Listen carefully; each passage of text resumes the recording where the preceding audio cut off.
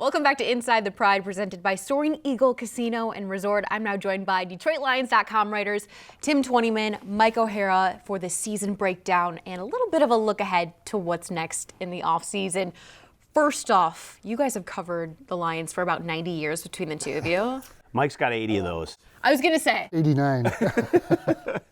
Why will this 2022 season stick out to you guys?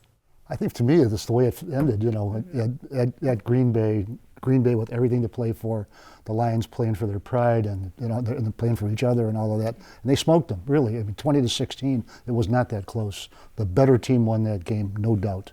And for me, it's what Brad Holmes has brought in and built here, and then obviously the culture that Dan Campbell has established here. And to me, it looks like a winning culture, and I think that's what's got to have Lions fans really excited for the present and the future. Let's break down this offense. What was the secret sauce that made it so explosive this past season? Well, take this right off the shelf. They had playmakers and brought them home, and they had a quarterback who delivered. And look, I don't think that Jared Goff is the most dynamic quarterback in the league. He's not going to, play breakdown. He's not going to go 80 for a touchdown, but he delivers the ball and he gets the ball to people where they can do something with it.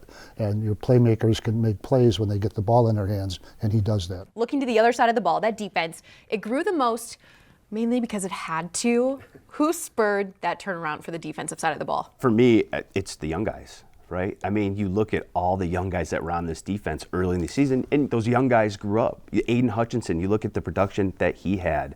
James Houston, who we didn't even see till Thanksgiving. And then, he has 8 sacks in 7 games. And Kirby Joseph with 4 interceptions, 3 of those on Aaron Rodgers. So to me, I think the biggest difference was these young guys just grew up and they started to play more like veteran guys, and that's why this defense got better, in my opinion. Looking to the future of this franchise, who is a current Detroit Lion and also a free agent that this team, number one, they need to get back onto this squad next year? Well, I might be more in the wanna than gotta, but I think Jamal Williams, look, production, 1,000 yards, 17 touchdowns. If he comes back, and I hope he does, and I think he will, even if he got 500 yards and 7 touchdowns, that's still production. Just live up, when they give you the ball, do something with it, and he does that. If things are working and things are developing and advancing for you, why change it? The Scouting Combine in Indy will be here before we know it, and then it'll be the 2023 draft in Kansas City. With that said, what is the one position group that Detroit needs to look for in the offseason to fill maybe a gap going into 2023 season? Well, what do they have, the 6th pick and the 18th pick? 6 and 18 and 2 second-round picks, too, from the Hawkinson trade, too. So there's a lot of ammunition there. They can cover a lot of areas. For me, I'd like to see them improve the secondary. The cornerback spot, one of the outside spots, I think Jerry Jacobs has established himself as a really good guy. I think Jeff had a terrific season, too.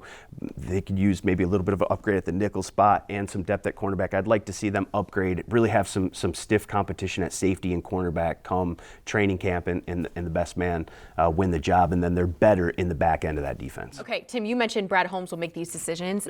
I'm talking to Brad Holmes coming up next here on Inside the Pride. We'll see where these Detroit Lions are looking for to fill some voids going into that 2023 season.